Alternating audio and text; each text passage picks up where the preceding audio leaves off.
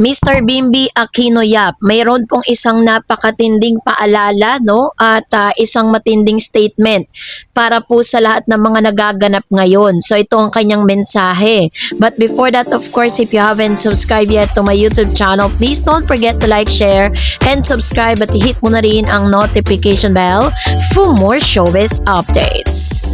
Sa paggunita ng 43rd anniversary ng dating Senador Benigno Ninoy Aquino ngayong August 21, kahapon 2026, nagtipon-tipon ng pamilya Aquino pati na rin ang kanilang mga kamag-anak at malalapit na kaibigan sa Manila Memorial Park sa gitna ng naturang commemorative mass. Umangat ang boses si Bimby Aquino na anak ng Queen of All Media na si Kris Aquino at apo mismo ni Ninoy. Si Bimby na kabilang sa nakababatang henerasyon ng Gen Z ay hindi rin naman daw naabutan ng buhay ang kanyang lolo. Ay nagbigay ng isang napapanahong paalaala at hamon para sa mga kapwa niya kabataan ngayon. So panoorin natin ang short video clip na ito. Let's watch this. To see this showing of people at what's your message for the youth na weren't born yet during the time of Senator Nino? Research po, research. There's a lot of videos of Lolo on YouTube. You'll really get to know him as a person, and yeah, you'll really get to know him talaga. Kasi almost every night I watch the one I showed you, Kuya Kiko. Which one? I showed you a lot. The one when he was in prison pa. And then wala, kasi even Kuya Kiko, we never had a conversation with him. But just research and trust reliable sources. So, ang sabi niya dito, ang key message niya, the research po, there's a lot of videos of Lolo on YouTube and you really get to know him as a person. We never had a conversation with him, but just research and trust reliable source. It was said or being said by Mr. Bimby Aquino, no? Sa kanya pong highlights dito po sa balitang ito, fact-checking at smart research, nanawagan si Bimby sa kabataan na gamitin ang digital platform upang magsiyasat at mag-aral gamit ang mga reliable sources. So binigyan din niya at ng kanyang pinsan na si Francis Joseph Kiko Aquino D na kahit sila mismong pamilya ay hindi naabutan si Ninoy na pag-aralan ito sa parehong paraan tulad ng ibang Pilipino. Kaya naman may mensahe siya, nagpahayag si Bimby ng labis sa pasasalamat sa mga sakripisyo ng kanyang lolo para sa bansa at sa pagiging mabuting ama nito sa kanyang ina na si Kris Aquino at mga tito at tita. So balit hindi rin naman po nakapagpigil na tanungin ng mga media ang patungkol sa kalagayan kay Kris Aquino. Hindi nakadalo si Kris sa misa dahil sa nararanasang body aches or pananakit ng katawan bunga ng kanyang health condition. So kung i-deep dive po natin tong balitang ito into a perspective or Gen Z perspective and digital disinformation, bakit nga ba matindi ang paalaala ni Bimby para sa Gen Z? Sa panahon ngayon, kung saan ang algoritmo or algorithm feeds sa TikTok, Facebook at Instagram ay puno ng iba't ibang version ng kasaysayan at napakalaking hamon ang pag-alam sa kung ano ang totoo sa hindi. Ang mensahe ni Bimby ay hindi lamang usapin ng pag-aalala, pag-alaala sa pamilya niya.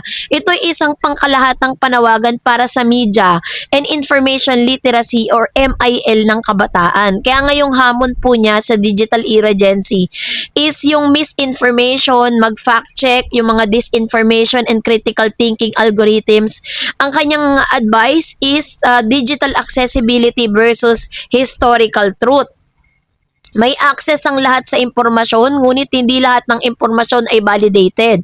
Ang payo ni Bim na gamitin ng YouTube ay primary digital archives ay nagpapakita ng mga technology ay maaaring maging kasangkapan sa edukasyon at hindi sa pagpapakalat ng maling impormasyon. Kaya naman ang tungkulin natin ay ang pagpili ng tinatawag na reliable source.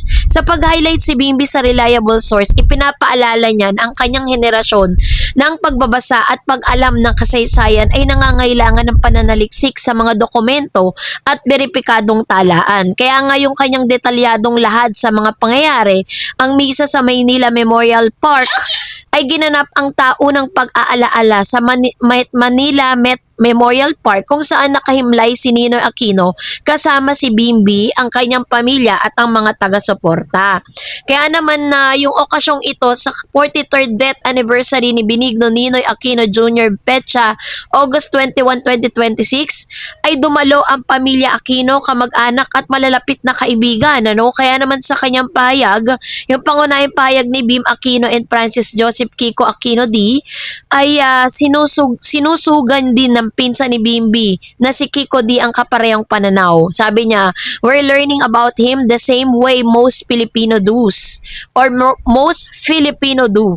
Hindi namin siya naabutan, so we hope that people can get to know him the way we did. Ipinakita nito na maging ang mga apo ni Ninoy ay dumaraan sa parehong proseso ng pag-aaral sa kasaysayan sa pamamagitan ng pagbabasa, panonood ng mga lumang dokumentaryo at pagtingin sa mga opisyal na tala. Kaya naman po para sa mga mabilis at modernong pangunawa, meron tayong breakdown ng cultural at panlipunang kahalagahan ng pahayag na ito ni Bimbi. Sabi niya, fact-checking over hearsay. Huwag tayo basta maniwala sa mga edited clips or kwento-kwento lang sa social media feeds. Magsaliksik tayo gamit ang mga lehitimong dokumentaryo at archival material. And of course, yung real talk on history. Ang pag-alam sa nakaraan hindi lamang para sa mga nakakaranas nito.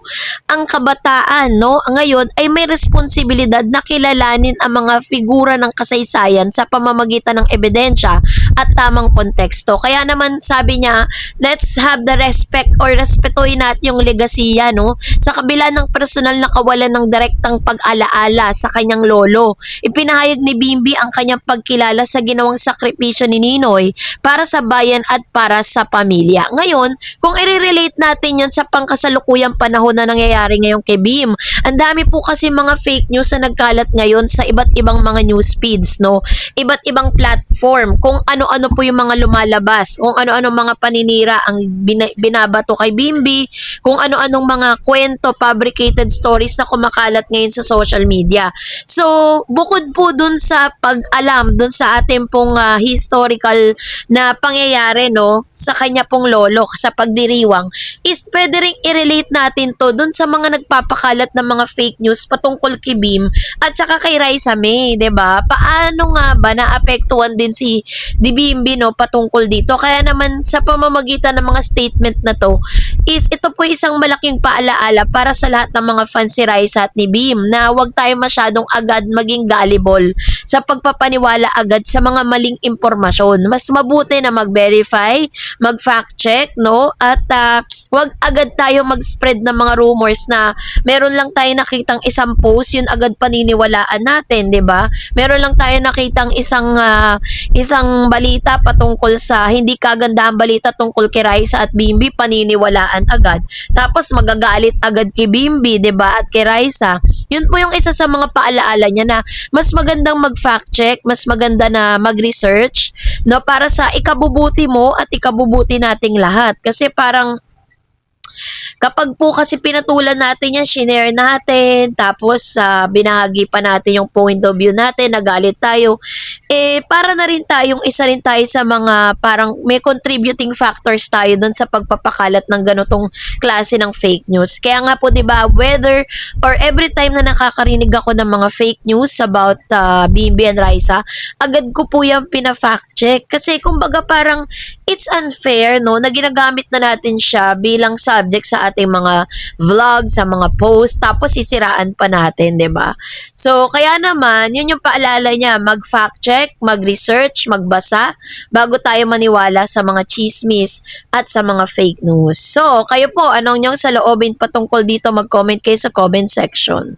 And that's it for today. For more videos and updates, please don't forget to like and subscribe, and please don't forget to follow my Facebook page, Dar Eds TV and Dar Eds channel. God bless everyone.